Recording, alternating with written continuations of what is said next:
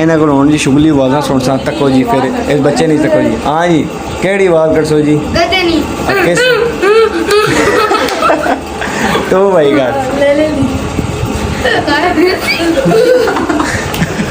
किस दी कड्डी आ ले ले ठीक कर दो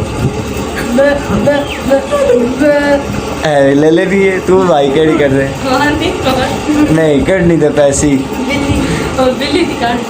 बिल्ली दी कड्डो किस तरह किधर आऊँ हाँ जी कलीना तो तू के कट से हुए मुझे आवाज़ निकालना नहीं आती। क्या हुआ आवाज़ निकालना नहीं आती। फिर क्या कहता एक है और काम है मेरे पास। क्या